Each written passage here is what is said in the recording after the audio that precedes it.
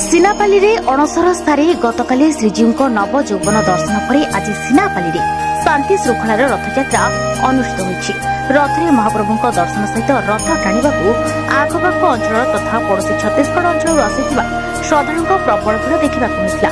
शुक्रवार सकाळ रीतिनीति अनुसार स्थानीय जगन्नाथ मंदिर में पूजापाठ कर अपराह श्रीजीव पहंडी विजे पर डॉक्टर विकास मेहर द्वारा तीन रथरे छेरा पहरा कर रथ टणा रथयात्रा पारंपरिक संप्रदायर संकीर्तन घंटातल सामिल होता बेले श्रद्धालुओं हरिबोल हुलहुली समग्र परिवेश जगन्नाथमय होता। एठिकार परंपरा अनुसार मां सुभद्रा देवदलन रथ को टाणा महिला श्रद्धालुओं भिड़ देखा मिलता।